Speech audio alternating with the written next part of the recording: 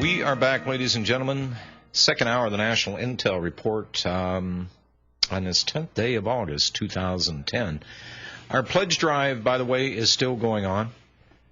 We are, let me see here, we're still about $4,000 short of our goal of $17,189, and I do believe it was 6 cents. Well, we left off the cents. At any rate, by the way, we're probably going to have to put our engineer on a jet here to fly to North Carolina to fix a guy that's feeding about 50 people out there via satellite. So, you know, it costs money to do these sorts of things, and it's real hard when you don't have the cash. And there we go. At any rate, 800-313-9443 is the phone number. Nobody wants to talk to Bob?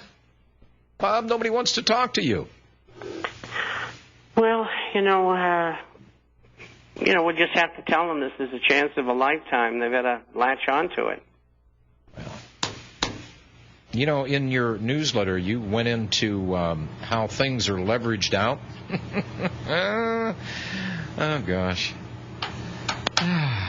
70-1 may be a possibility, Bob? Well, they've already been there. They brought it down from 70 to 40, and the Fed is relieving them a lot of the garbage. They already took $1.8 trillion that I know about, and goodness knows how much more they took. And they're going to do more of the same. They said so today. So they're going to relieve the lenders, the banks, and other financial institutions of the responsibility of carrying two books. And they'll overpay for the paper so that the holder will get the maximum benefit, and of course the American public will pay for that. And one of the interesting things is they won't tell you at all what they're paying for all this paper. And of course, instead of paying 25 cents in the dollar, they're paying 65 or 70. And we know that. And anybody on Wall Street knows that, and in banking. But they do what they want to do. They're a financial dictatorship. Well, and I cannot wait for the day.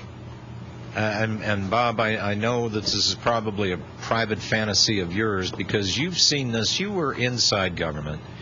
You were inside Wall Street. You've had the ability to sit back for a number of years and watch the criminals at work. I cannot wait for the day that people like Hank Paulson, which is persona non gratis now, he's nowhere to be found, Mr. Crooked Finger, Tim Geithner, Cash Carey, which I like to call Cash and Carry.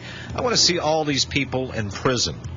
You know, they put somebody in jail for insider trading like Martha Stewart and make a big deal out of it. And then we got the biggest heist that the world has ever witnessed, and these clowns are walking around free. By the way, you and I have to still obey the law. We can't steal, but they can. They've got the license. All right. Now, Bob, people want to talk to you. We got loaded lines. So let's get to it. Sue in Texas. Hello, Sue. Hello. Hi. Hi. I have a question. You sound surprised. Joyce Riley mentioned Napolitano, the judge, and she thinks he's the real thing. Do you guys think he's the real thing, or is he a shill? Because it seems odd that he would be so popular on the Fox network. Yeah. Guys, any opinion on that one?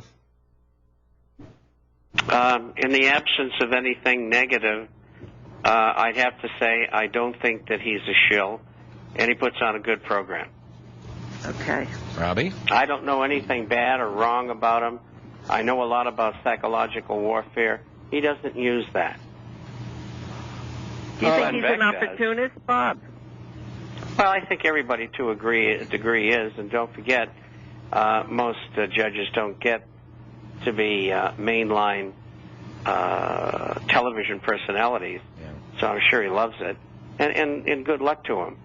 But I've never seen him come out with anything that would lead to me to believe he was anything but genuine. Well, and let me answer that question this way, Sue. When he starts getting into what went wrong with this country and how they flipped it, how they changed it to bring around our present-day problems, then I'll firmly be in the camp of Judge Napolitano. Until then, you know, he's got credibility because he's a judge, and that's extra now that he's no longer a seated judge, that he comes up and talks about the Constitution, and everybody gets real giddy.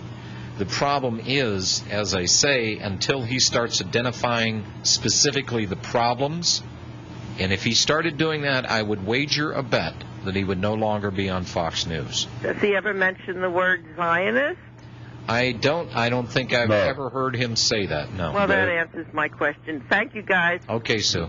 Yeah, he won't. They won't. They'd never mention that on Fox. No. No. No, we don't want to upset the dual citizen people that we have in government right now. Well, he doesn't want to upset his favorite guest, Glenn Beck. Ah. Now, they're not. Well, and how about our number one Zionist operative in the United States, Mr. Lieberman? Yeah.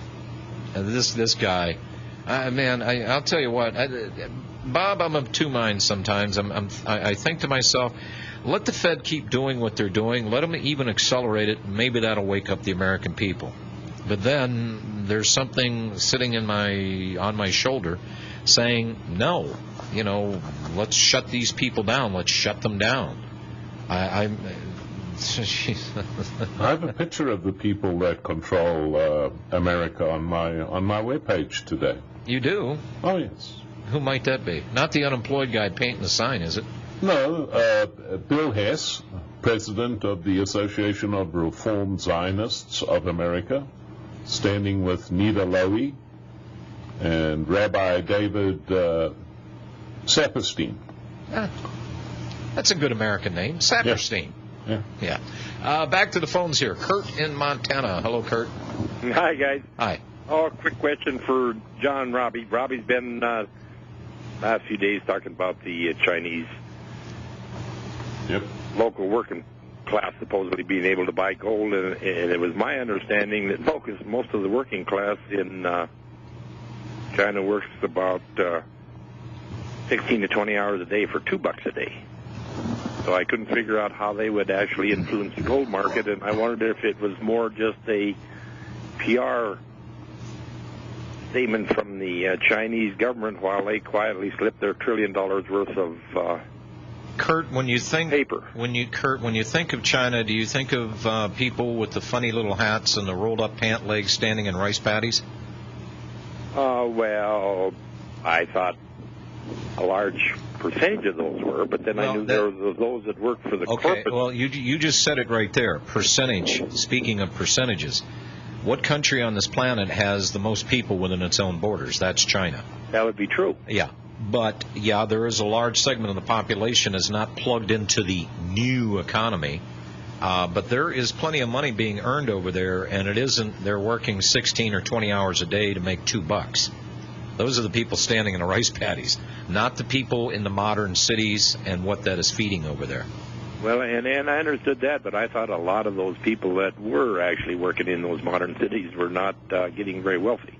Well, that's not true. No, Robbie, can you shed some light on that? Well, obviously, what you got to understand is that in China, Chinese people are taught from an early age that it's their responsibility to take care of themselves in their old age. So the savings rate of the Chinese people is way up there. And the question is, what have they been saving? And now they have an opportunity to take those savings and convert it into something that they have belief in, which is gold and silver. Well, and I can understand that, but it is my understanding that the Chinese government is in bed with the U.S. government as far as world government, so why would they promote that? That makes no sense to me. Why would they care about that? I wouldn't say that Chinese government's in bed with the U.S. government in any way, shape, or form. Not as far as central banking is concerned? No, not at all. All China's trying to do right now is obviously exit out of the liabilities it has with so many of its investment dollars tied up in the U.S. dollar. Well, and Robbie, I'm still thinking that they're going to cash those investments in because they know the government is broke. They know it's bankrupt. So what can they get for their Treasury dollars? Yep. Everything in America is for sale. Everything. Well, sure. I mean, that's basically what they're using those T-bills for, is to acquire hard assets. And I don't necessarily mean gold and silver. I mean stuff, real stuff. Yeah. Well, and I agree with that they would purchase up fire sale stuff here in the U.S. or anywhere else they could get it. But it seems to me that